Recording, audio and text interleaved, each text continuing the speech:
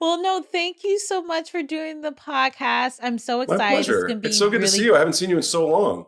Has it been since Two Dope Queens In in person. LA? Yeah, in person. Or no, Wow. we No, saw no, each no, other no, no. after that. We saw each other at a couple Yes. parties. Yeah. Yes. The typical, you just see each other at LA parties and you're like, what's up? And it's a whole, Yeah. yeah. But that was still a few years back. I mean, I know. remember when you guys did the show on HBO, just emailing you and saying how much I loved it. But Yeah, and I like couldn't believe it was so weird like having people like you, Michelle Obama be like, "Yeah, we like the podcast." And I'm like, Jess and I say some of the most ignorant, trifling shit on this podcast and like people like it. It's so crazy. Yeah. I mean, what it is being honest. I guess that's what resonates. So that's the Yeah. real, as they say. Doing the most, or else we'll go crazy. Maybe Michelle and Barack can come save me. Spinning around, I need some therapy that's free. Look to my phone as soon as I wake up, losing control. But neither will save us getting it wrong. But at least we try. We try. I really, really like it when you say my name, like Frasier. I really, really like it when you say those things. Tell me something good. I really, really like it when you say my name, like Frasier. I really, really like it when you say those things. Tell me something good. Hi, you guys. That sounded like quite a sad hi guys this week. What's up? I mean, given the state of the nation, Mm-hmm. I think coming in hot with tons of energy Isn't the right tone Yes. right now. Yes. As you guys know, this is Black Frasier, hosted by me, Phoebe Lynn Robinson. And as always, I'm joined in the studio by my co-producer, my editor, the love of my life. Look at that hair. It is getting so long, It babes. is. You're like my little rock star. My quarantine hair is really Mhm. like it's. I'm definitely going to cut the fringe and just go full trailer trash mullet. I think. How do you feel about that? So today, I honestly like I'm excited for this episode because I feel like whenever the episodes, like the universe always kind of knows like what's the mood of the I'm gonna be like, and also the world, and so it puts these episodes sort of like where they're supposed to come out, and I feel like today is a really good episode. It's I feel like it's uplifting. For sure. Feel like it's really sort of like just sort of like keeping that faith and that belief in yourself, which is something I think we all need Yeah. at these times. So I'm really excited for you guys to hear my conversation with, an Emmy Award winner, a producer, Mm-hmm. an A actor, director. a cute little zaddy. He's not really little though, is he? He's a tall man. He is. He's in the sixes. He's a very tall, sexy man. He is. Have you met him in person? No. Yeah. It's like a wave of like sensuality washes over you. You go weak at the knees. Some people are like charming and they got it. Yeah, You know what I yeah. mean? Like I don't have that. It's that sparkle in the eye. Yes. Yeah. Like no one's gonna be like weak in the knees from being around me. I don't think that's true. I've been weak at the knees being around you. Okay, that's very lovely, but let's look at my track record dating wise. A lot of friend zone. A lot of white dudes. Not a lot of white dudes, but a lot of friend zone. A lot of like I was the same though. yeah. Like when in my early 20s, late teens, Yeah. I'd find somebody I like, go Yeah. chase them, and then Chase them not out. no, I'm like, wait, what? not down the street, Okay, but try okay. to date them is probably the right phrase. But always end up in that friend zone. Did you have like a line? Out the door, or No. No, for your potential suitors. no. So what were you just like, oh, mate, That's exactly it. You want to go grab a cuppa? Do you want to hop on the good foot and do the bad thing? No? Okay. Let's go get some fish and chips, eh? Yep, that's exactly it. So anyway, I don't think I have that sort of about me, but that's okay because I have other things about me that are fantastic. Like my intelligence, Yes, my sparkling personality, for sure. my A cup titties. Both of them.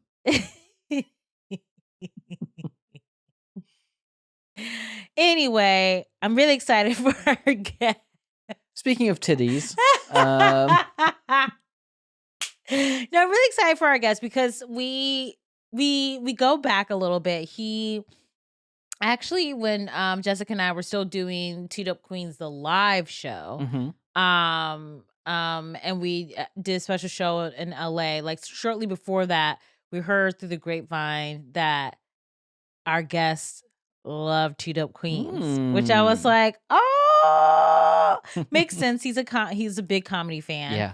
And our show was like sort of like on had gone dark, like we were just on off season. And Yeah. I was like, oh my god! So next time we're back in LA, let's like shoot our shot and get him on the show. Slide into his DMs.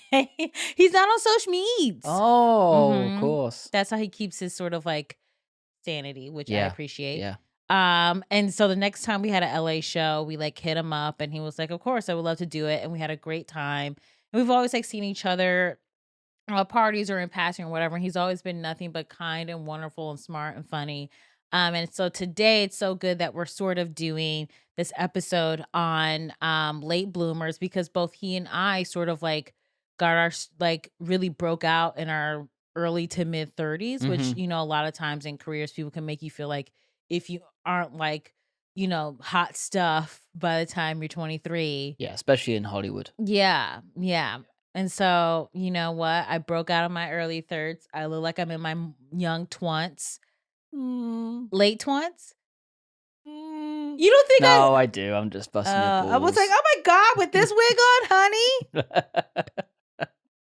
Okay, but before we get to that, you guys, we actually have some breaking fucking news, which is really exciting. Okay. And a big deal for our little cutesy podcast that is getting stronger and bigger by the day. Mhm. So you guys know how I go on and on about how we ain't taking no ad dollars from Squirrelbox. Oh, yeah, I forgot about Squirrelbox. Did you ever start that company? No, I haven't I looked forgot. into it. I'm going to start Squirrelbox after this. Okay. But we're not taking money from the man because we're indie. I have that indie spirit in me, Mhm. okay? I walk on the wild side. I live on the edge. I fly above the clouds. I didn't know.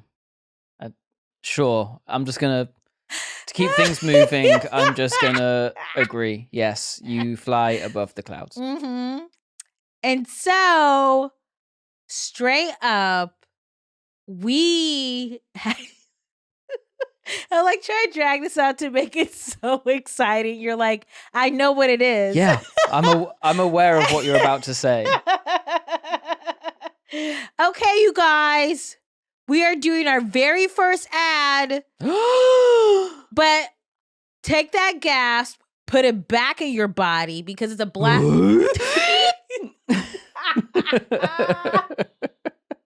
Because one of my favorite skincare companies, Black-owned businesses, Bolden, they have been enjoying the podcast. And so they reached out and they were like, hey, would you ever consider doing like a string of ads for our company on your podcast? And I was like, oh my gosh. Skincare, black owned, bloody brilliant. Of course we will. Yeah. So I'm so excited. I can't believe it, babe. Just look how far we've come in like Less than a year.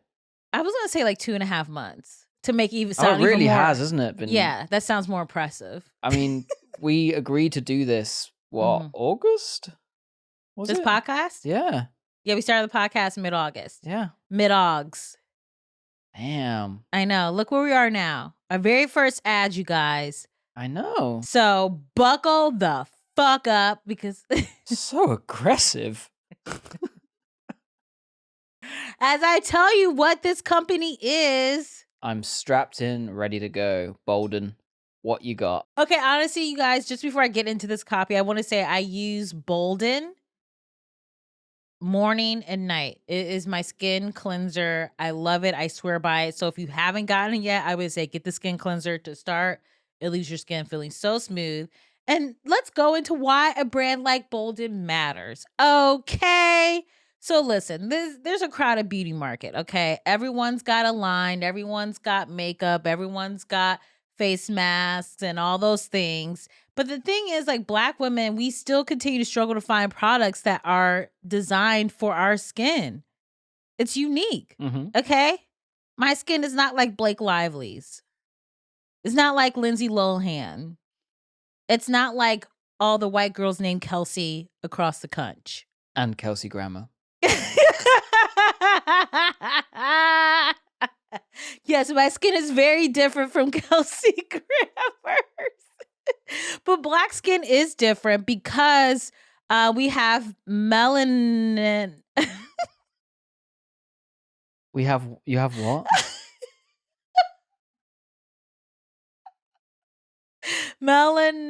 Melanocytes. Did you maybe want to read this before we did this? I did read it, but you know when you read to yourself and then when you read out loud, it's different. The point is we have melanin producing cells in our skin, okay, that are larger and easier to trigger. So it's super easy. Like, you know how like when I get like a pimple and I'll have a dark spot after it? Yeah. It's called hyperpigmentation, bitch. So something to be aware of. And what's great about Bolden is I really do feel like I've been using them, gosh, maybe I think since the start of this year, maybe end of last year, and I really noticed that my skin has cleared up and it's very clean. I don't feel like I'm putting unhealthy or toxic chemicals on my skin. And I think what's really great about it is like I always feel like I'm starting with a fresh slate after I like wash my face with their cleanser.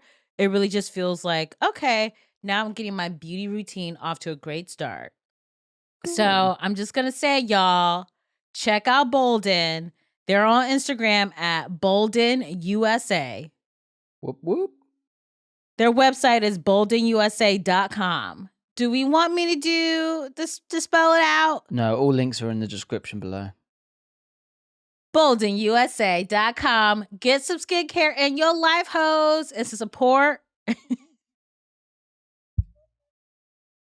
and support Black home businesses. Do you think Bolden's gonna listen to this and go, what have we done? But I feel like I could be like, listen, guys, and I want to put my flavor on it. Yeah. So they have tons of stuff. Eye cream, sure. Toner, of course. Overnight spot corrector. There's tons of things. So get into it. boldenusa.com. B as in boy. O as in. Oh. The way that Baekoff is looking at me. The fans asked for this. Show me the letters asking for this. And Who's I will writing concede. letters?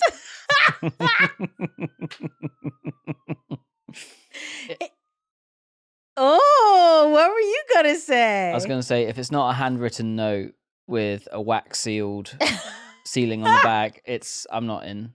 What is this, Game of Thrones? Okay, guys, boldenusa.com. Get your skin together for the holidays. And Bolden, thanks for reaching out and making us feel special that you see this as a platform to get the word out about you. You guys rule. I love your stuff. Let's get on to this episode. I'm really excited for our guest of honor, Jon Hamm. Well, this podcast is going to be super fun. People were very excited when I said that you're going to be on the show. You have great audience questions, so we will dive right in. I'm going to say like my hello, and then we'll do your intro, and then we'll be off to the races. I'm ready to go. This intro is going to be really short. Hold on to your shorts. Hi, Jon. Hi, Phoebe. It is so good to see you. I'm really excited. To see you as well. about this episode because, I have been in this industry for like 12 years. I'm turning 36 soon. It's very exciting. You can't tell. But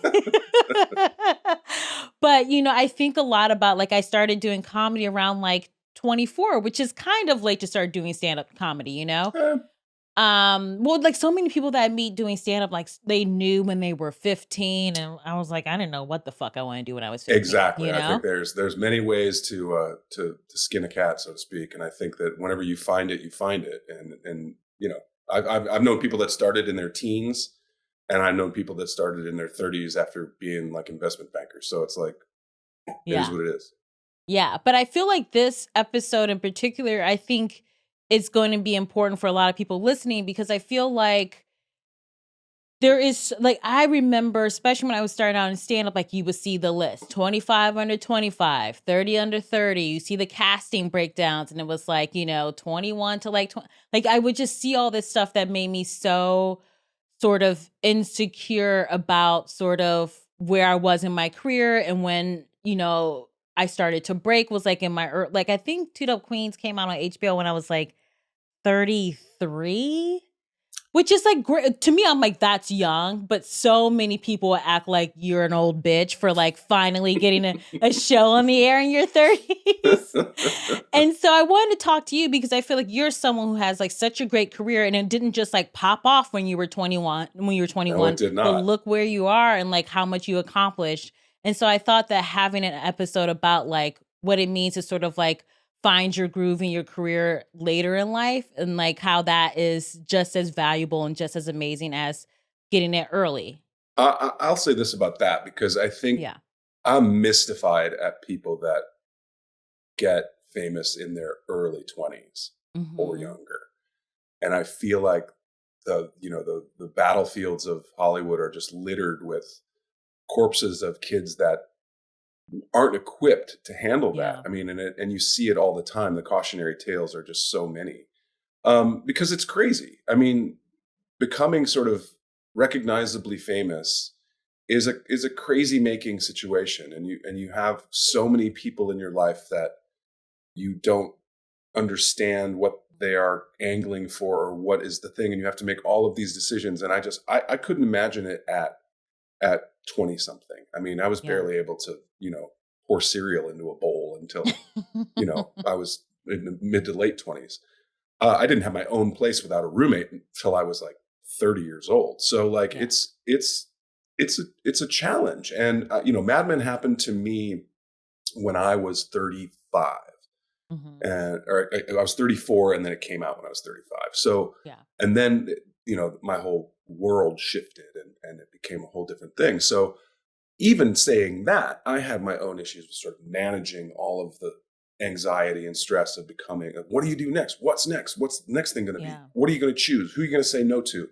If you say no to something, are you allowed to? Like, who are you going to piss off if you say the wrong thing to the wrong person? And there is a sensibility of being a grown-up that I think allows you to actually make those decisions in a more thoughtful way.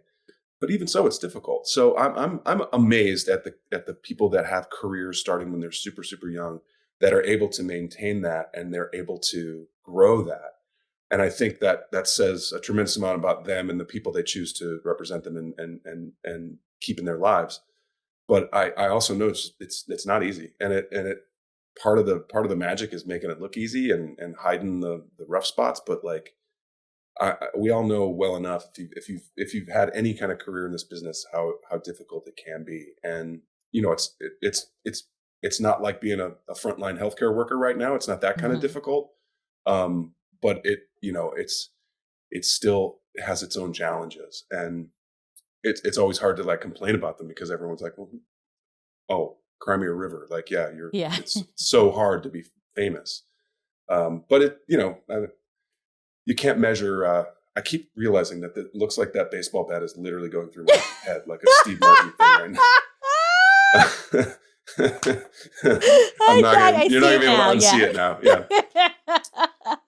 So yeah, anyway, Um, that's just put a button on that. It's just like, yeah, it's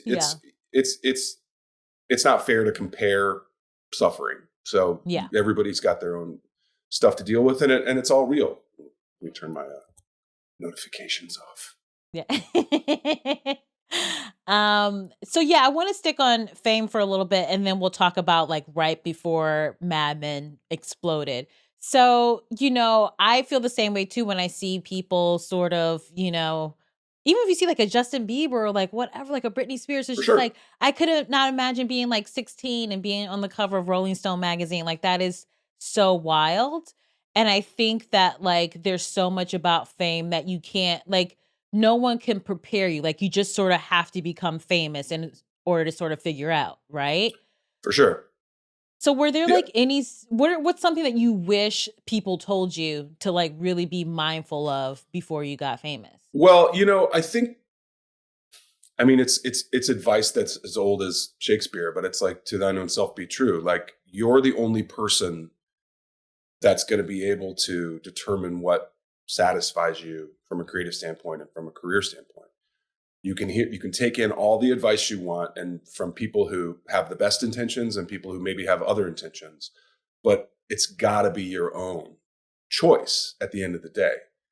Or else you're gonna, I had a friend that used to say, a man convinced against his will is of the same opinion still. And that's like, you can get talked into anything, but if it's not coming genuinely from you, you're gonna regret it, most likely. No matter if there's money, whatever, like whatever the thing you talked yourself or you got talked into doing it for, if it's not genuinely something that you creatively are into, then you're just gonna, I don't know, then you're just be bummed out. Yeah. And I think that, you talk about like Justin Bieber or Britney Spears or whatnot.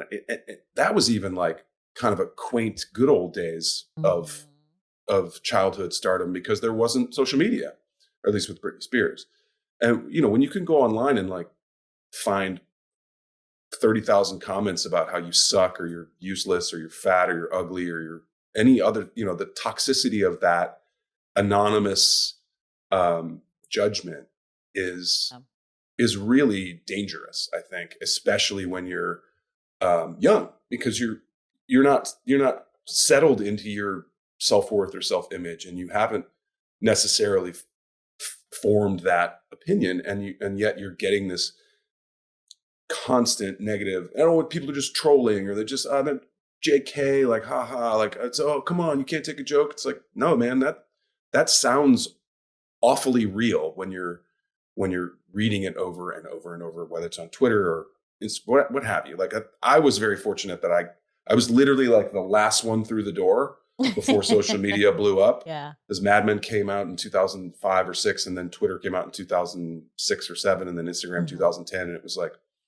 that we were off to the races. And I chose, and deliberately chose, to not engage with those platforms, because I rapidly saw how addicting they can be. It's the dopamine hit, right? It's like pushing the bar and getting the kibble, and the likes and the this and the that and the views and the the page, whatever, and then monetizing that is something also. And I was just like, I'd rather not engage with it. It doesn't Yeah.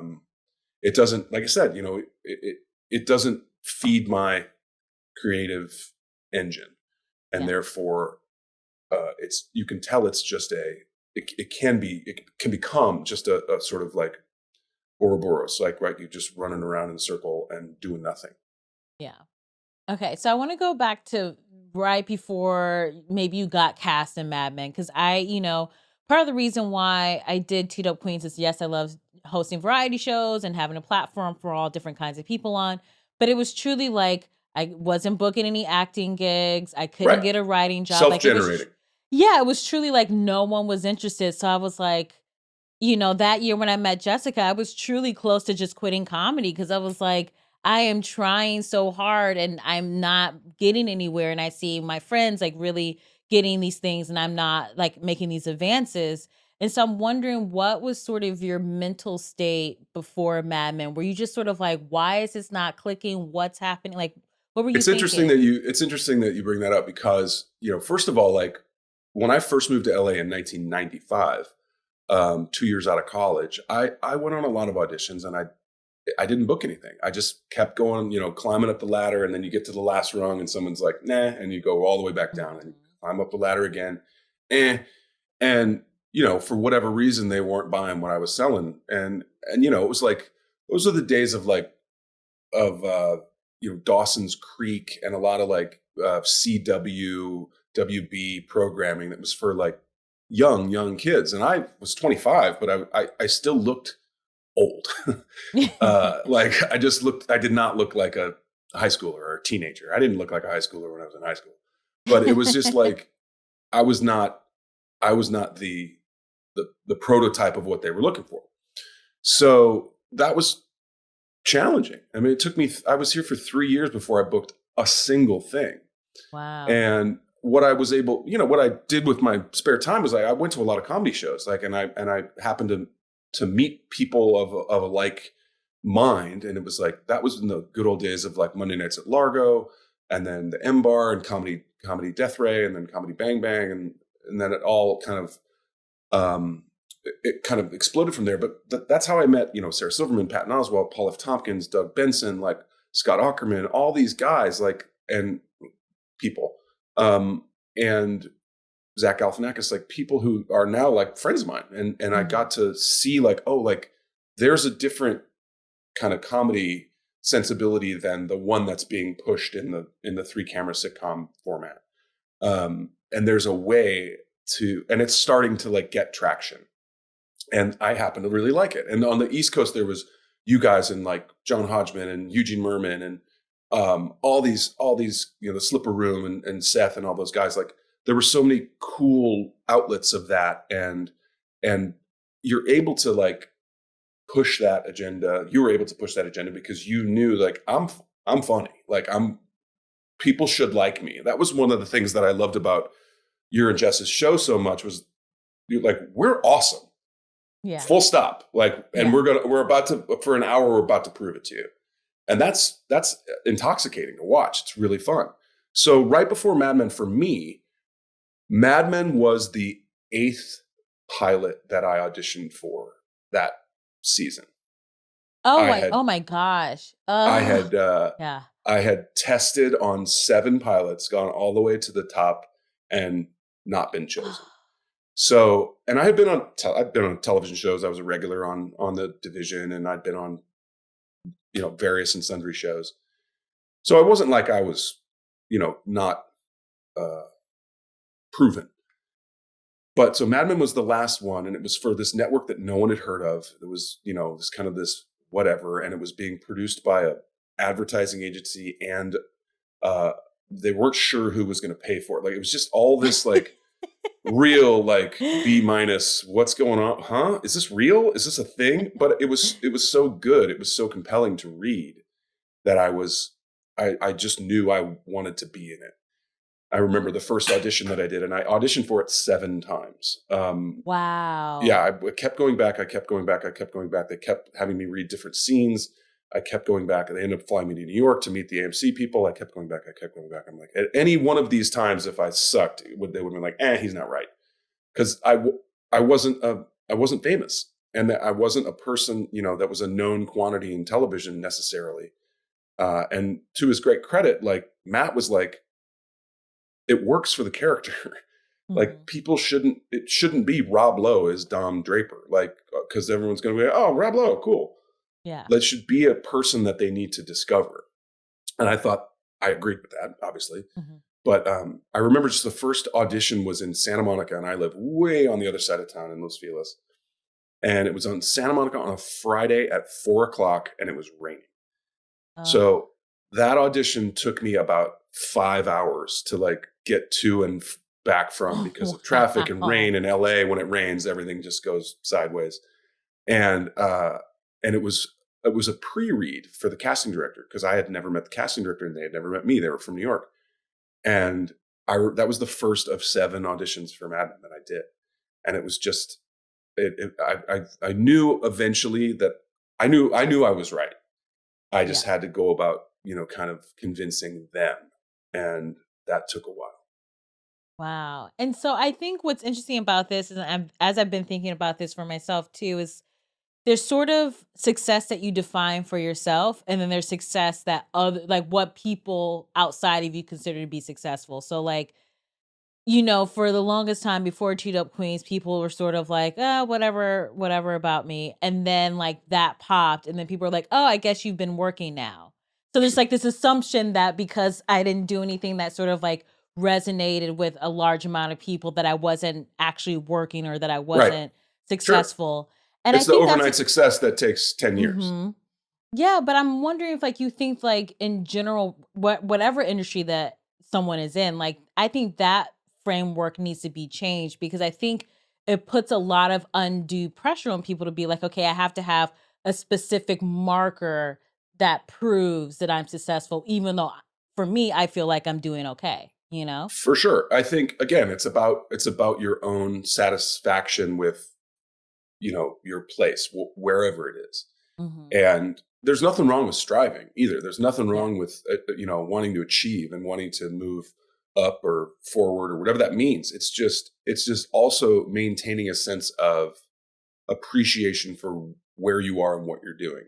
Not to be confused with like apathy or inertia of just like, well, Hmm. I'm fine. I'm fine. Like it's if as long as it's a real sense of I'm actually putting in the work and I'm actually doing things. I mean, I remember when I when I first came out here, I had a job. I was a waiter, and I had a job way out in like Venice Beach. And I lived in Silver Lake, which if anybody knows LA is literally like the opposite sides of town. I did not make a wise decision on the restaurant that I chose to work at.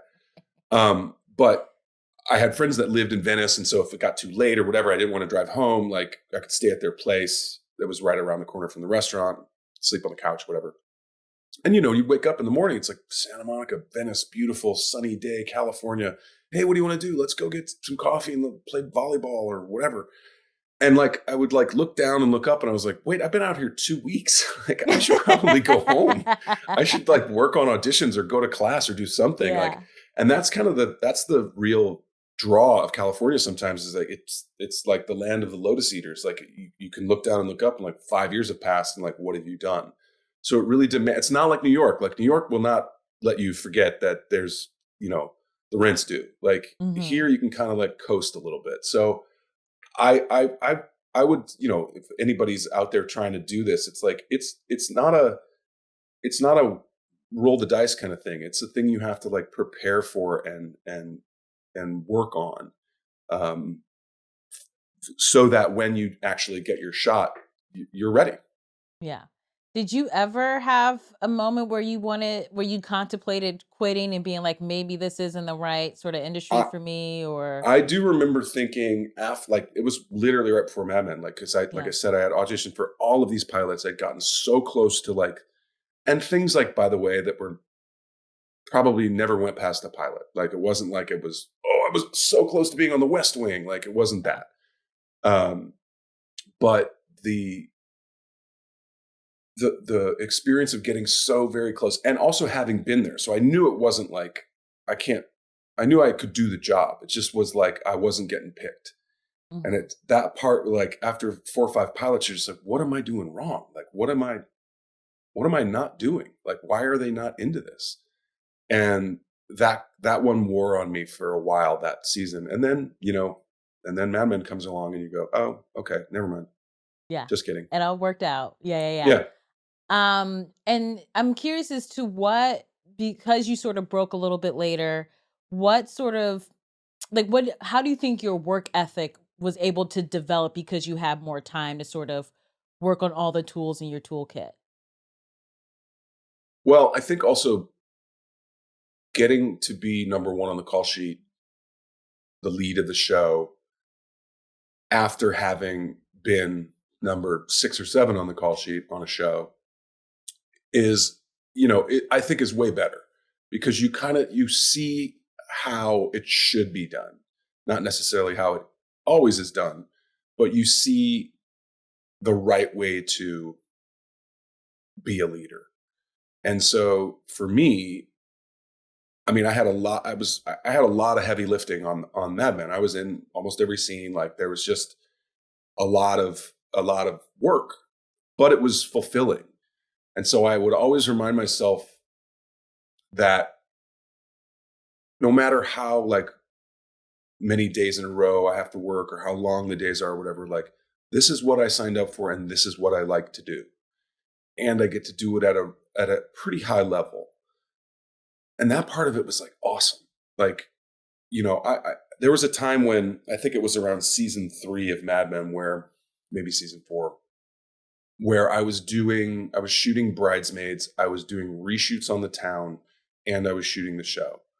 So I had to do the reshoots and the film shoots on the weekends.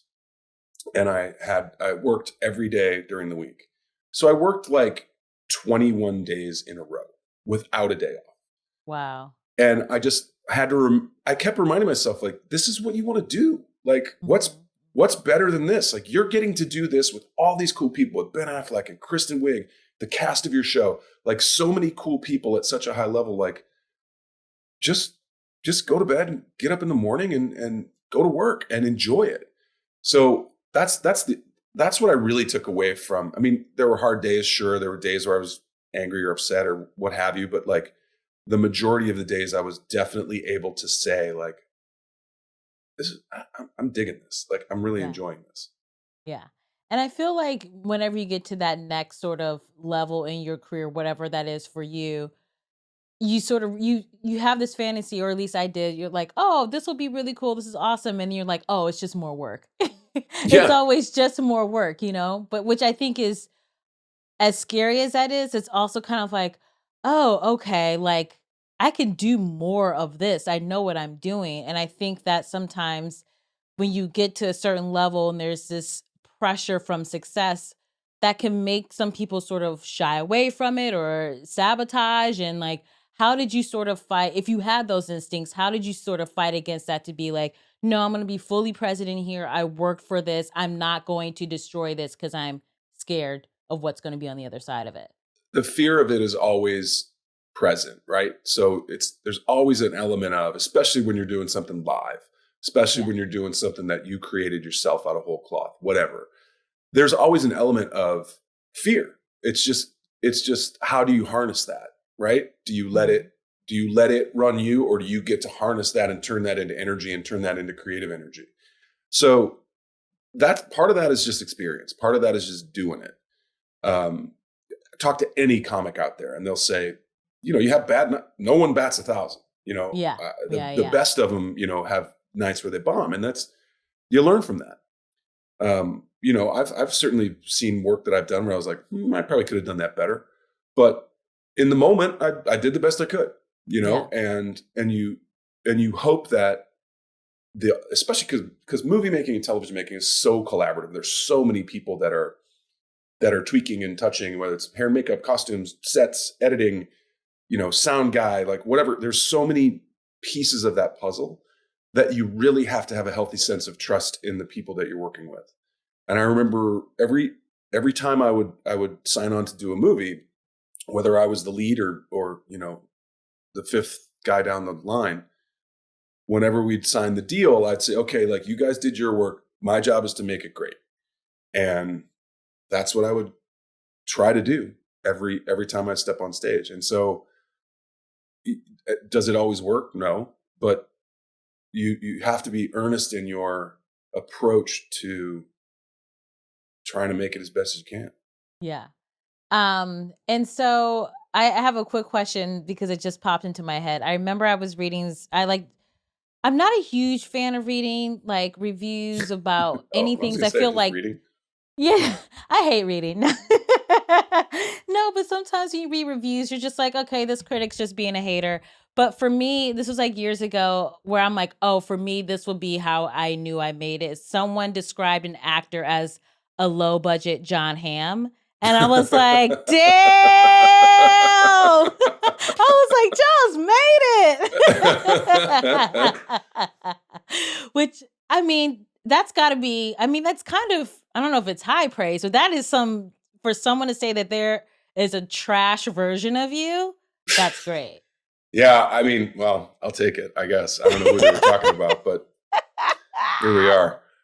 I guess, yeah, that's the thing, right? Where you say like, you're not the right type. I need a certain type, and then they're like, who are you? Like, that's the arc of your career, right? When you age out, I guess I'll take it. You know, I've had the good fortune in my career to meet some pretty cool people who I've looked up to and respected, and whether it's Lorne Michaels or Mike Nichols or Marty Short or Tina Fey, like fill in the blank. Like I've been so fortunate in my career to have gotten into these people's orbits and have them be um, positive and pleasant and appreciative of me.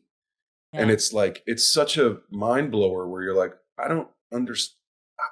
Thank you, first of Yeah. all. And are you sure you have the right guy? Like, it's like, so part of that is accepting that too, and saying like, you know what, it's okay to for these people to accept praise from these people because you earned it. You earned it. Yeah. It's not fighting that thing of like, oh, I'm a self-deprecatory thing of like, oh, it's not me. Like, I remember at a certain point early in my career, an agent said to me like, you need to like lose a little of that Midwestern humbleness because you need to like understand that you have to stand out. You have to be proud of what you bring to the table and not just poo-poo it and soft pedal it and blah, blah. Because if you say it long enough, people believe it. Yeah. Oh, you don't belong at the table? Fine. Get the fuck out of here. Yeah. And so I want to go back to something you said earlier about like you don't no one bats 1,000, and as a stand-up you can definitely I've had tons of shows where I definitely feel like, oh yeah, I'm shit in the bed here. This sucks. I know it's gonna be better tomorrow, but right now we all just gotta sit through this 20 minutes of like horribleness. But I'm wondering, like, for you, what has been, you don't have to say like what specifically the job was, but what do you have like a moment where you were sitting there acting, you're going like, this is a fucking dog turd, and I think everyone around me knows it's a dog turd, but we're just gonna power through today. I wouldn't say like, because everybody's better on take two, right? So Yeah. I'm sure there's been times where I've just talk about shit the bed where you're like, I just literally, I fell over the chair or something. Like I can't even walk straight. But so probably not in like an acting thing, because eventually you get there and then you move on. Yeah. I've certainly seen people where the moment has overwhelmed them and you can see where they're just, you're like, hey, take a deep breath. Like, it's going to be okay. Yeah. Like, calm down. Like, but I would say probably there have been multitudes of auditions where I've gone in and like, you don't want me here and I don't want to be here. And we're going to get through this and try to be pleasant, but it's not going to, we know what's happening here, right? Like, I'm not right. You don't like me. I don't know what I did in a past life to your kids or whatever, but I'm not the guy that you want. And, you have to like file those away under like, oops, like whatever. And then try to just not stay in that stew in that thing. Like you said, like if you bomb on stage, you go back the next night and you learn from it and you go, okay, well that sucked. Or the crowd was weird or everyone was drunk or it was too early or too late or what have you. There's a million reasons, right? It's like, but that's why you do it again and again and again is to get better. So what do you think what are some of the lessons you think you learned from you not getting cast on a show or you not landing a part in the movie that you think informed your career going forward? Part of it is like, sometimes you just don't fit the costume, meaning like they're looking for a specific thing and you're not it. So you could go in and be the second coming of the best actor in the world and you just don't fit the costume. You know what I mean? Like, so like, I remember when I was directing Mad Men season 6, we were casting this character and this guy came in and crushed it, absolutely destroyed, but he was the wrong guy. Like, he was this 6'4" blonde guy. We were like, ugh, like in another universe, you would be the guy, Wait, so and he did. a 6'4" blonde white guy couldn't make it? It was the wrong guy. He was the wrong. He didn't fit the costume. It was the wrong guy. Wow. And It's tough for so, those blonde white guys, I guess. and so it was just one of those things. Like, so you have to understand. You can come in and Mhm. throw a perfect strike right down the middle, and sometimes you just it's not the right thing.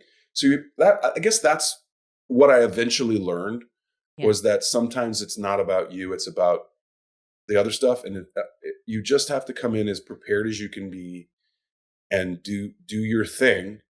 And if they're into your thing, then it's going to work. And if they're not, then you move on next. Yeah. There's always a next.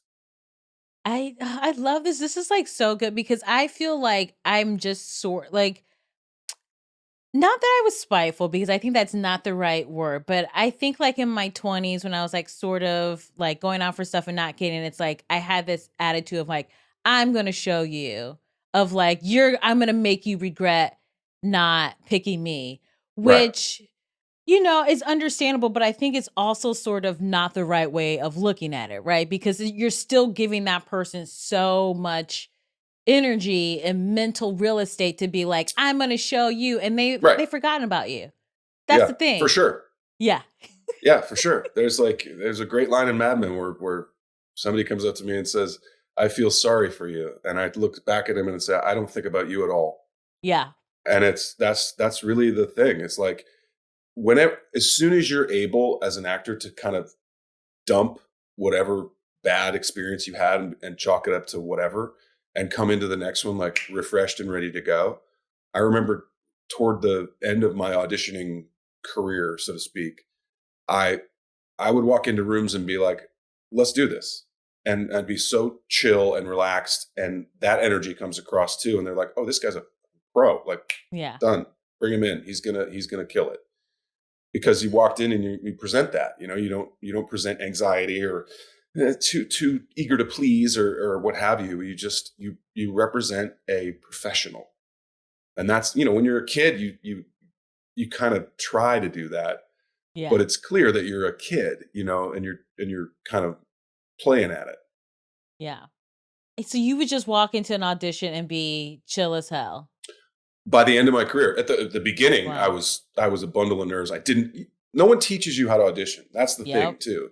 You can go through a million years of acting school and no one actually teaches you what happens when you open that door and say, hi, I'm Jon and here's my thing and thank you so much. And no one does it. I mean, there's audition classes, but they don't teach you the real world experience of like how that feels when you're staring at a table of people, one of whom's on his phone, one of whom's writing something, someone's on a call, no one's paying attention. No one teaches you how to do that. So you have to learn it. And the first time you do it, it's blood curdlingly terrifying. Yeah. And then eventually I read Steve Martin's autobiography and he was like, I hated auditioning. It was the most stressful thing I've ever done. You're like, you're Steve Martin. Yeah. Doesn't matter. Everybody hates it.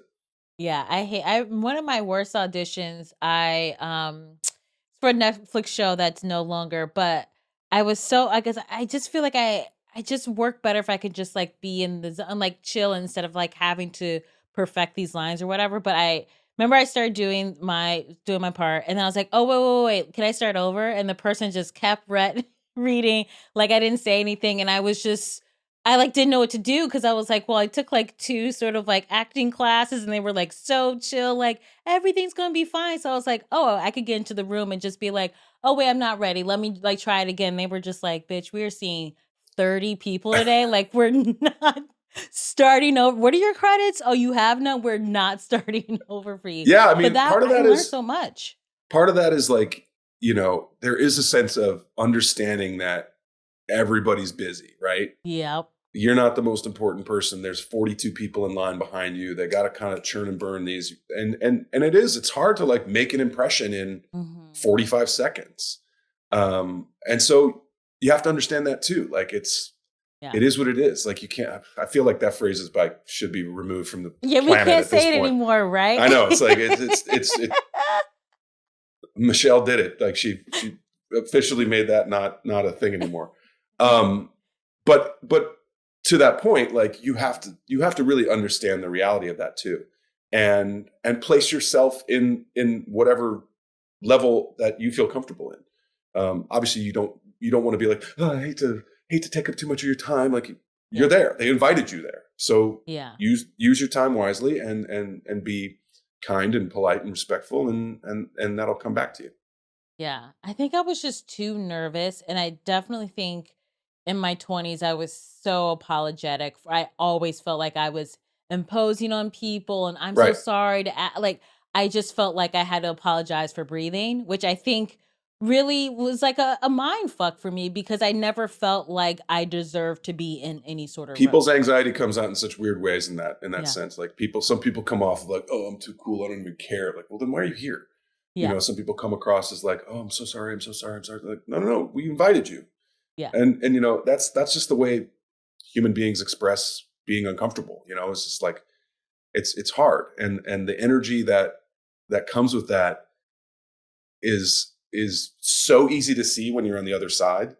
It's amazing. Like if I tell all the kids, like sometimes kids from my college will come out here or my high school, like they'll come out and try to they're trying to pursue acting or whatever, and I'm like, the best thing to do is go be an assistant in a casting director's office, because you will see how the sausage gets made, and you will see, you're a reader or you're whatever, you'll see good audition, the difference between a good audition and a bad audition, and it'll be right there in front of you.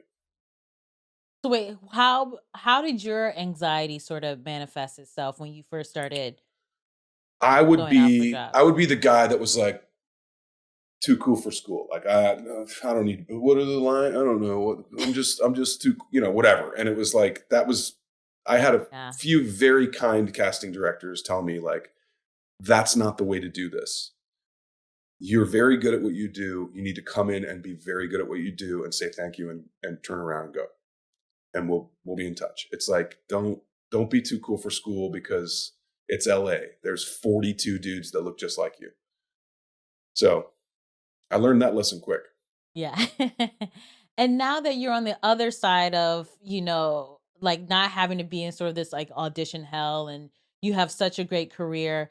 And I'm curious as to like what looking back on your career now, like are you I always tell people when I first started doing stand up, I was always like, oh, I wish I started younger. But now that I am where I am, I'm like, thank God I didn't do it younger. Or I thank God I didn't break younger. Like when you look at your career now, how do you view it? Are you viewing like, yeah, it was worth the wait, it was worth like all the ups For and sure. downs to get to where I am now? I'm we all have our moments of self-doubt or wondering what if or Yeah. fill in the blank, but I'm very comfortable in my skin as a actor and as a person. And I'm very proud of what I've been able to do and what I hope to continue to do. Um, and I understand also that there is a hierarchy in our business, and sometimes that hierarchy is determined by merit and sometimes it isn't. Sometimes it's determined by hard work and sometimes it isn't. Sometimes it's determined by luck and sometimes it isn't. But the more successful you get, you just kind of keep competing with more and more successful people. So instead of losing jobs to whoever, you're losing jobs to Leonardo DiCaprio now or whatever. But Yeah. the real sense of self that I get when I look at my career, and it doesn't matter what awards I have or what have you, it's that I can look back and say like, that was a really good thing that I did. Oh, it didn't make any money. That's not my problem. That was a really cool thing that I did. Oh, it didn't open that weekend. Not my problem. Like I am proud of it. And therefore, when people see it in a vacuum or see it as something, not as a piece of business, they can say like, oh, like you're really good in that. Like, yeah, I know, I'm pretty good. Like, am I the best? No, but am I pretty good? Yeah. And sometimes I can be the best, it depends on what you do and where you, and the people who you get to surround you. So that's what I hope to keep doing. And part of that is developing things and working with writers and things. But mostly it's, again, like, to get back to the first thing that we were talking about, is like, how do you feel about it? Do you like it? Do you want to do it? Because there's not life's pretty short when you look at it, and there's not a lot of hours in the day. So you really want to focus on the things that you yourself like. And I think that extends across even careers. I think that's people that you spend time with and energy and emotions on. And yeah, I think that's a pretty good way to look at it. Yeah, to feel a sense of pride, in that you achieve something regardless as to what the external sort of reception Exactly. is, I think is huge. And I mean, I really feel like I didn't get that until like a couple years ago. I was like, well, if other people don't give a shit, then maybe what I did was garbage. You know what But I mean? It's hard to separate that. did you have the opposite the opposite experience too, when you would get, because I know I love sending emails or texts or things to people who I know. Maybe they're not my best friends or whatever, but Yeah. I if I have the contact and I see something that a person did that I really like, I love sending a message saying, like, "Hey man, I caught that thing. It was so funny, or it was so cool, or it was so interesting. I just wanted to let you know," because I love getting feedback like that. So I know that people, when they, open your inbox, you get like, "Oh, there's a nice little something." Yeah. So that's the other half of it, is like, you can obviously make yourself feel good with what you do, but it does feel nice to have external validation when it comes from people, even if you don't really know them. Like, you're just like, "Oh, thanks. Like, what a nice thing to hear." Like, I've had a couple of those, like, recently during the lockdown and stuff, where people have been like rewatching or watching for the first time Mad Men and reaching out to me, and people I've known for a long time. Yeah. Like, full disclosure, I've never watched your show and like whatever. And I was like, "That's fine. It's not a requirement to know me." Yeah. But it just feels good when people check in and say, like, "Holy cow, I didn't know." Like, Yeah. that's so good and cool. Okay, now oh, no, it's Yeah. going good. Yeah. FedEx guy. Purple blur just went through. I interviewed Abby Jacobson, and she had a delivery, and she was like, "What do I do? Should I answer? Like, what do I?" And I was like, "Take us with you." So she just took the phone with her and like and it came back to. It was so fun. It's life. But yeah, I think it's one of those things where yeah, I do like getting those messages from time to time, because you just never, like, I'm always a person.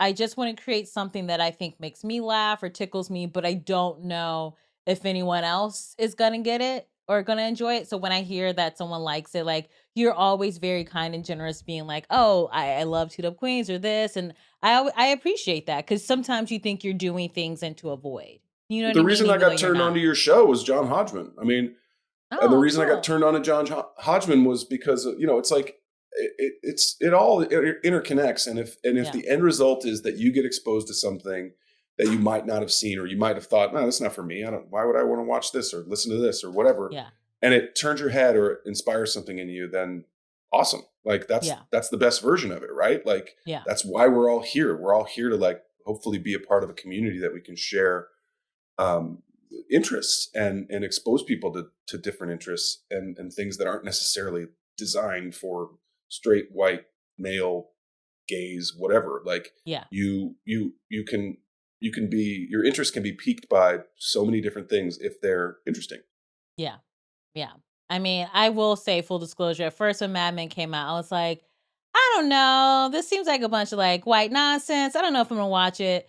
And then I watched, and I was like, "Oh fuck, this is like really good. Oh my god." I'm like, it was like one of those things where I was like, I gotta give it up. This shit's incredible. So I mean, I always will stand for you, because that show is perfect. Absolutely Thank you. perfect. Yeah, Thank you. of course. Okay, so we have some audience questions, which I'm really excited about. Phenomenal. Um, so let's see, who do I want to start with? Oh, this is a really good one, because I feel like I struggle with this for a little bit. Okay, so this is from Autumn, who lives in New Orleans but is originally from Cleveland. She writes, "How did you avoid comparing yourself to peers who reached career success before you?" Oof, That is a that's really good hard. question. Yeah. Because one of my best friends from growing up is Paul Rudd. And I've known Paul since I was 17. He was 19. He was roommates and good friends with a family friends of mine growing up.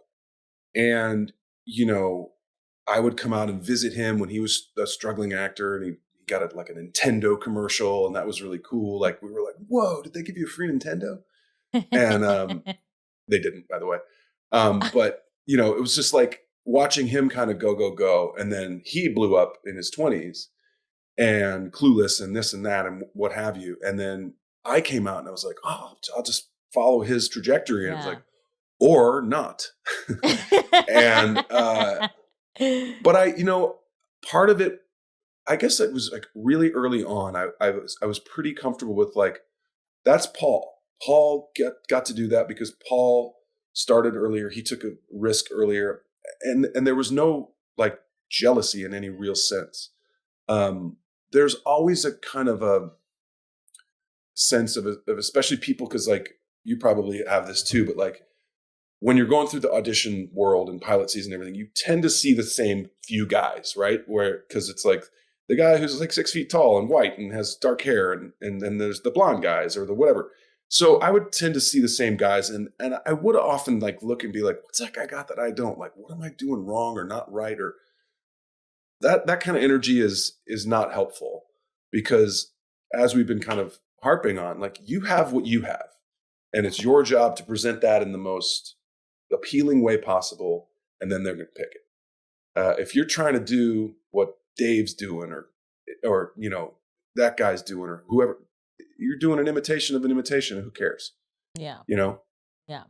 And I think also Autumn, the name is Autumn. Yes. I think that it's something like my dad told me. He was like, success isn't determined on your timeline. So like, I'm very type A. I love to plan. So I'll be like, okay, I'll do this. And then this time I'll get this. And then the universe is like, bitch, what the fuck are you talking? Like, go sit down and go work. I will let you know when I'm ready for you. Yeah. And so it's definitely, in the stand-up world, it's like you hear who gets into a festival, and then you're all trying for those like 10 slots, and then you feel like shit if you don't get in. And so I get that it's really hard, but I think you sort of really have to block that stuff out and really surround yourself with like-minded people who are not going to let you get in the weeds about like, oh, XYZ got this, and I've been trying for 6 years and I still have, it's. Yeah. I don't know if you can't ever watched control it. any of Pete Holmes' show Crashing. I missed that one. Well, I'm sorry. He does a lot of like that, because it's like trying to be a comic. It's loosely based on his life, obviously, but trying to be a comic and trying to get to the comedy cellar, and like, why is this guy doing it? Or why is my ex-girlfriend got on Conan, or what have you? Like, and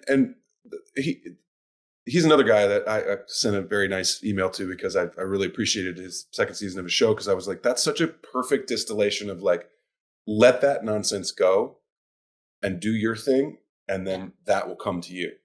Yeah. And he told that story actually really kind of beautifully. Yeah. And I also feel like for a while, some people just aren't going to get you. And that really sucks. But then one day they will, and you'll be like, oh yeah, it's fine. I've moved on. It doesn't matter. You know what I mean? Like, right. That's part of that is like understand, like being able to really translate what you have into a message or a feeling that is gettable by people too. Because when you're first starting out at anything, you might not be that good at it. You might just you know what you want to say, but you're not very effective in saying it.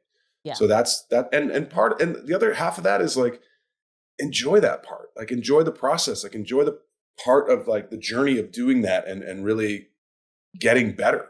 Because then when you land at the place where you're really good at it, you feel like, oh man, you look back and you're like, I just walked up that whole goddamn mountain. Like, all right.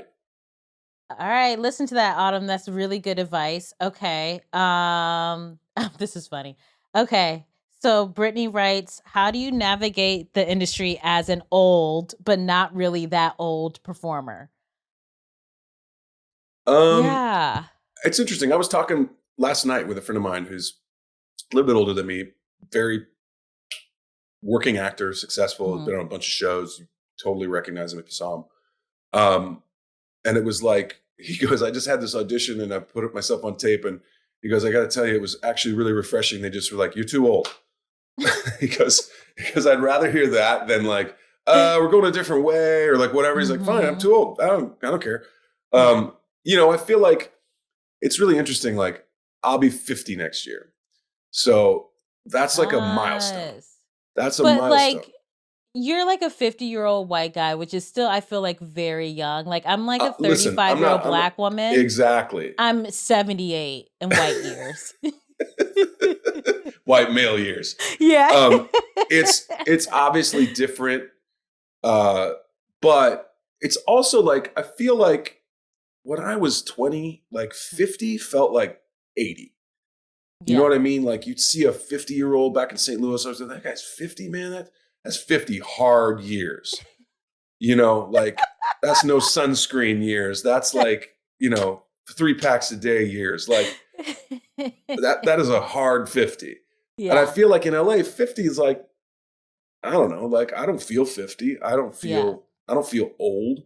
Yeah. The only times I feel old is when I'm really engaging with like millennials or Gen Zers, like when I'm just like, holy, like I can't even understand what you're talking about. Like TikTok, Zoom, this, that. That's when I legit feel like a grandfather.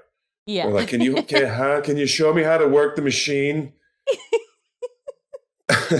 But that's, fortunately, and I engage with a lot of young actors a lot because I'm the like basically the LA representative of the University of Missouri and John Burroughs High School where I went to St. Louis. So I get a lot of like, can you please talk to my daughter or my niece or whoever? And I'm happy to do it because it's helpful. But like the way it works now with engaging in the industry with the social media aspect of it is mystifying to me because I'm just like, does it matter that you have 2 million followers? Like, who gives a shit? They're following you because they want to see whatever your content is, not because of whatever your talent is. And those are two completely different things. So I think the industry is kind of learning how to manage that. Fortunately, like I said, I was the last one in before the door slammed, but like, I don't have to engage with that. So I navigate the industry the way I've always navigated it, which is just trying to be, responsible, prepared, and pick things that I like.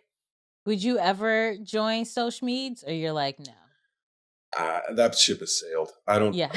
I don't see what I would get out of it. Honestly, what the benefit would be, and I feel like the detriment, the downside of it, and the hate and the poison and the toxicity of it are just not worth whatever sponsorship deal I could get for tummy tea. Yeah. You're making the right call. Like I'm on social media and I have a love hate because sometimes I'm like, this is just a bummer. Like we're all just like, we're running newspapers about our own fucking lives, and it's like, who gives a shit? Like who cares? There is that aspect to it of like, I mean, I appreciate sometimes like I wish Instagram was just pictures of beautiful hotels. Like, oh, I want to go there. Like, that sounds awesome. Or like, fun kittens falling over. Yeah. But instead, like it's become this cesspool of even people that engage with it in such a positive way. There's people out there that just, whether they're bots or fake or whatever, that just want to tear it down. And you're kind of like, I don't, why? Like, what are you getting out of that? What are you getting out of that? Today, I'm going to type fuck you on 100 people's different things and make them feel bad. And that makes me feel good. Yeah. I don't get it. Yeah. So stay far away, John. Seriously. Just don't do it. Okay. So, okay. Okay. This is from Anonymous. They write, in what ways has the frame late start undermined or enhanced how you approach your work? I think we've talked about it a lot. I think being a little more mature and a little more self-aware is, or comfortable in your own skin is appealing, honestly. Yeah. I think that we see it in the people who inspire us, whatever way, shape, or form, or whether it's a comedian you like, or an actor you like, when you see that they're so like locked in, uh, you're just like, oh, right, like must be nice to be in that place, and then Yeah. you're way more comfortable kind of letting them uh, lead you into a story, or a laugh, or a scene, or whatever. So I think that that's a big part of it, but it doesn't. It's not easy. I mean, it's not. You can be 80 years old and get famous, and it's still not easy. I think it can be a real mindfuck in so many ways, like engaging with celebrity and notoriety, and in all of that stuff is so hard, because you're tacitly or not, you're giving something up that you didn't make the decision to give up. Does that make any sense? Like it's part of the deal, which you didn't agree to, is that we get to take this part of it, and you got to just eat it. Yeah. And you see it online all the time, of people like, well, that's what you asked for. It's like, no, I didn't. I didn't ask for people to sit outside my house with a long lens and like try to catch me picking my nose or whatever. Like, I Yeah. did not ask for that. I Yeah. did not ask for that by doing my best job on a show that I tried to do. Like, but that's where we are as a culture, and it's jacked up, and it's not cool, but you just got to kind of let it go, and live your life. Yeah. I feel like you must have like a really strong core group of friends that you can sort of feel safe around, because you're like, oh, this person's not going to ask like for money for me or like to hook them up with anything. Like they just like me because I'm fucking John and like I'm this For dude they sure. know. I You know what think I I mean? think we all have our like showbiz friends, and we all have our Hmm. friends. Yeah. And sometimes those circles, intertwine, and sometimes not. Yeah. But yeah, I have friends that I've obviously known since way before I was famous, and Yeah. a real close core. And by the way, that we all help each other out. Like it's not about like, oh, well, you don't have any money, so therefore we can't be friends. It's like, no, man, like rising tide lifts all boats. Like, Yeah. you need a hand, like let me know, like for sure. You have a knack for you have so many quotes. Like I can't quote anything. You didn't have I don't know how I have a career, to be quite honest. I know how you have a career. Talented AF. Oh, thank you. Okay, so we have just a couple more questions if that's cool. Sure. Um, so Olivia, who lives in Portland, Oregon, she writes, I know these are like all women. I think women were really thirsty for you. Okay, but there are a lot of women who wrote in. Okay, so Olivia writes, what later career fear did you have that ended up being untrue? That I would, I think it's pretty common. It's like, what's next? Right. Yeah. So if you do one thing that everybody likes, then it's like, what's next? Yeah. And I've been able to do, whether it's SNL or, Bridesmaids or what have you, I've been able to do some pretty cool things that weren't Don Draper, and really enjoy them, and get positive feedback, and have people enjoy them as well. So that one, there's a real terror of you audition, and you get the job, and then you're like, oh shit, now I have to do the job. Mm-hmm. And like, I can remember the first day, 6:00 in the morning, whatever, I'm tying my tie, putting my Don Draper gear on, and looking in the mirror, and I'm like, fuck, now I got to do this. Like, I got to do it for real, and they're going to film it, and they're going to put it out there. And it, like, this wave of anxiety hit me, and then I was able to like get through it and like breathe through it. And it was like, you know what? You got this. They picked you. You got the job. Now go do the job. And I did it for 9 years. And so the what's next of it all kind of went away. Not to say that I don't care what's next, but that I actually feel like what's next is what I'm going to do next, and that'll be just fine. Okay, this question is actually from my makeup artist, Delina, who lives in Harlem. And she writes, hey, John, any tips on how to keep faith in yourself and stay excited? I mean, it's the oldest trick in the book, but it's like, be present, be mindful, look around you, and be grateful of whatever it is that day. You know, I was so excited to like do this today, Yeah. but and I'm sorry I missed it last week because I don't know how time zones work. But like, take it in, you know, take Yeah. in the good, take in the bad, enjoy what the day is.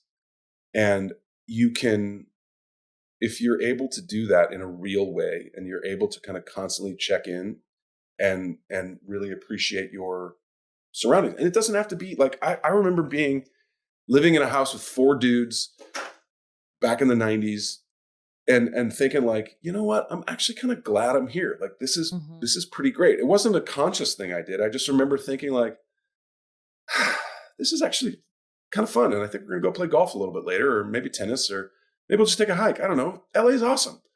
I was unemployed. I had no money. It was categorically, if from the outside in, someone would be like, your life sucks, dude. But I was like, actually, it's kind of nice. Like, here we are. Like, we're trying. Yeah. And I think that no matter where you are in your career or whatever your career is, if you can look at it in that sense of saying like, and it's obviously it's so fucked up now with all the nonsense that's going on right now, but this too shall pass. So you can appreciate what it is. Like, people, I've been asked this a lot of like, oh, it's got to be so hard. Like, lockdown, what do you do? Like, what do you, and my response has been like, you know what, weirdly enough, like I've been engaging with my friends way more during this because we're all in the same boat. Like, my best friend lives in Australia, and I've talked to him more in the last 4 months than I've talked to him in the last 4 years. Wow. Because we like FaceTime and like see his kids and like, what's going on and what's it like in Australia? Is like, are you guys locked down? Are you wearing masks? Like, what's the deal? But it's just a check-in, and it's an appreciation of what you do have rather than a dissatisfaction with what you don't. Mm. You know, I feel like I kind of needed this conversation today. Like, real fucking talk. I've been like, this person's passed on this show I developed. Fuck them. And now I'm just kind of like, it's okay. Like, it sucks, but it's also like, it's okay. It could be It's worse. okay. It you will know? work out. Yeah. It will Yeah. work out. I like what you said about the universe. Your dad said, or whatever, it was like saying like, the universe is not depending upon your timeline for success. Mm-hmm. It'll work out.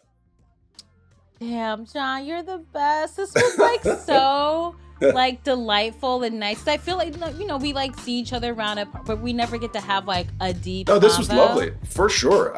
I was, like I said, I wasn't kidding. I was bummed I missed it last week, but I was really looking forward to this. Wasn't it such a great episode, babe? Oh my god, Jon Hamm's just so sexy. He is. Yeah, I agree. I like yelled it at you. I know. But it was really like nice to see what I really appreciate about him. And I think this comes with like time. The older you get, you look back on your younger self, you sort of go, you know, like the place that I was at was what I could handle. You know what I mean? Yeah. And so sometimes you think like, oh, if I was like 22, I blah, blah, blah, blah. It's like, if I was 22 and got on HBO, I don't know. Like, I don't know how I Yeah. would have been able to handle that. I don't know if I would have had the maturity for it. So Sure. I think it's good to just have that reminder that it's never too late. You're never too old. Yeah. If you really want to pursue something, you really have that talent, like, just go for it. I Yeah. mean, what did It's- you take away from It's it? just really, really reassuring to hear. Like, obviously, Jon Hamm's a very, very successful in his Mhm. career, but no, like hearing his struggles throughout his midlife, Early years. early years, yeah. Yeah. And then just keep chipping away at it. And if you want it enough and you work hard enough at it, it will come. Ah, that was sweet. So, you know what, guys? If you haven't seen Mad Men yet, which I haven't. I know we got to work on this because Oh. it is so good. It is one of those shows that is, I don't know, I think pretty perfect, honestly. Wow. It's Strong r- words. It's really like incredible. It's like reading an incredible, like, just deep novel. It's so Okay. good. So if you haven't seen it, check it out, y'all. Bolden USA, thanks for being our sponsor for this episode. You guys are the best. Yes. And don't forget, guys, go to phoeberobinson.com/merch because I have merch. It is getting cold outside. I was going to say, I'm going to be wearing that sweatshirt soon. Listen, it's cold outside. You need a sweatshirt with a black girl's face on it. I'm going to say it. I just did say it. Yeah. Go to phoeberobinson.com/merch. Sizing is small to triple XL. Get you a sweatshirt. And also, you know what? Get you a t-shirt. Because you're going to be inside too. You might get hot with the heat on. You need something to put underneath that sweatshirt. Done. Yeah. Should we start doing Black Frasier thongs? As in underwear, not... Yes. Okay. I don't think there's a market for it yet. However, I'll get a research team on and see what's up. The kindness that was in your voice. I don't think there's a market for it yet. Anyway, you guys, we're going to get through this. We don't know who's the president yet. So yeah, disclaimer, we filmed this before all the results came in. Yeah. So I'm hoping it's Biden Harris. If it's Trump Pence, who knows? We got it's clear that this country has a lot of work to do. So no matter who's in office, we all need to roll up our sleeves, roll up our dungaroos, and fucking get to work these next 4 years and beyond. This is a lifelong journey, honey, to dismantle this patriarchy and white supremacy. It ain't gonna stop just because Biden and Harris are in office. So let's all get to work. Let's put on our wigs. Let's put on our Bolden USA skincare products and get out there. I got a fart, so let's wrap this up. Credit time! Host, Phoebe Lynn Robinson. Producers, Phoebe Lynn Robinson and British Baekoff. Editor, British Baekoff. Theme song, Gavin Turek. Interns, Sasha and Malia Obama. Speak it into existence. They're gonna do it. It's gonna happen, you guys. Honestly, saying I have to fart, it's sort of like when you acknowledge a ghost and you tell it to go away, it leaves. Like that fart